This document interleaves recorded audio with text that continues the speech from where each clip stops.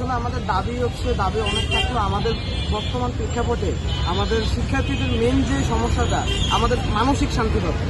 কারণ হচ্ছে আমরা মেন্টালি প্রচণ্ড পরিমাণে ডিপ্রেস। যেমন হচ্ছে আমাদের দেশের অধিকাংশ শিক্ষার্থী যারা আছে তারা মানসিকভাবে খুবই বিপর্যস্ত হয়ে পড়ছে পুরা।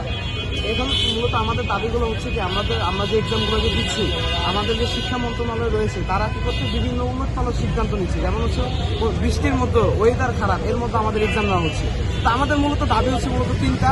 দাবিগুলো হচ্ছে, এক নম্বর দাবি হচ্ছে যে আমাদের রুটিন অনুযায়ী প্রত্যেকটা পরীক্ষার পূর্বে আমাদের 2 দিন করে টাইম দিতে হবে। লাইক হচ্ছে আমাদের 24-48 ঘন্টা পর আমাদের এক্সাম নিতে হবে। দ্বিতীয় দাবি হচ্ছে আমাদের যে আমরা শনিবার দিন কোনো প্রকার পরীক্ষা দিব না, কারণ আমরা তো শনিবার দিন পরীক্ষা দিয়ে অভ্যস্ত না। অতএব আমাদের দেখা যাচ্ছে আমাদেরকে বন্ধ দিচ্ছে একদিন, আবার শনিবার দিন এক্সাম দিচ্ছে, এটা আসলে হচ্ছে না। আর তৃতীয়ত হচ্ছে যে আমাদের যে পরীক্ষাগুলো চলে গেছে বা পরীক্ষাগুলো সামনে যেগুলো আছে ওগুলোর ভিতরে হচ্ছে আমাদেরকে কি করা হয় যে হচ্ছে আমরা যখন এমসিকিউ সিকিউ যখন দিই ওই সময় আমাদের এমসিকিউতে 10 পাইতে হয়, সিকিউতে 30 পাইতে হয়। সেক্ষেত্রে দেখা যায় যারা 10 পায় না তাদেরকে একটা বছরের জন্য অফ করে ফেল দিয়ে রাখা হয়। তো একটা বছর একটা স্টুডেন্টের জন্য অনেক বড় একটা বিষয়। অতএব আমরা চাচ্ছি হচ্ছে যাতে আমাদের 2টা মিলে যদি 33 পাওয়া যায় তাহলে আমাদেরকে যাতে 5টা দেওয়া হয়, তাহলে আমাদের অনেক স্টুডেন্টদের একটা বছর বেঁচে যাবে। তো এগুলো হচ্ছে আমাদের মেনলি দাবি। এই আর কি। আরেকটা মেন দাবি হচ্ছে যে আমাদের বোর্ড যেহেতু আমরা অভিন্ন প্রশ্নপত্র পরীক্ষা দিচ্ছি, অতএব একটা বোর্ড যদি এক্সাম বন্ধ হয় প্রত্যেকটা বোর্ডে আমাদের এক্সাম বন্ধ দিতে হবে। এটা যেমন আমাদের রুলস, এবং এটা আমাদের পরীক্ষার আগে কমিটমেন্টটা দেওয়া হয়েছিল যে আমরা অভিন্ন প্রশ্ন পরীক্ষা নিচ্ছি।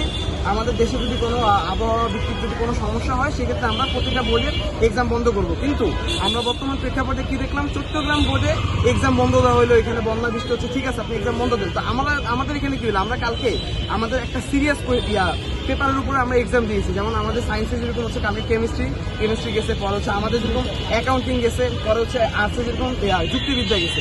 এরকম ইম্পর্টেন্ট একটা এক্সাম আমরা এই বৃষ্টির ভিতরে, যেমন বৃষ্টিতে আমাদের এক্সাম শুরু হয়েছে 10টার দিকে। তো আপনারা সবাই জানেন বৃষ্টিতে শুরু হয়েছে 8টা থেকে 9টার মধ্যে আমাদের বৃষ্টি শুরু হয়েছে। তো আমরা ওই সময় বের হয় কিভাবে? তো সেক্ষেত্রে দেখা যাচ্ছে এখানে আমরা অনেক যুক্তিহীনতার মধ্যে পড়ছি। তো অতএব সবাই আর কি মেনলি কথা হচ্ছে আমাদের মেন্টালি ডিপ্রেসড আমরা মানসিক শান্তি দরকার। এটা হচ্ছে আমাদের গতকাল দেখলাম আবহাওয়া ছিল, সেক্ষেত্রে দেখা যাচ্ছে আমাদের অনেক স্টুডেন্ট দেখা যায় দূর দূরান্ত থেকে আসে। সেক্ষেত্রে দেখা যায় তাদেরকে আরো আগে রওনা দিতে হয়, বা দেখা যাচ্ছে এখানে সবসময় যে স্টুডেন্টদের জন্য যে মানে তাদের প্যারেন্টসরা থাকবে, বা আমরা সবাই তো দেখেন আমরা এখানে যারা পরীক্ষা দিচ্ছি বা এখানে যারা আমরা আসি সবাই কিন্তু আমরা মিডল ক্লাস ফ্যামিলি থেকে, তাই না?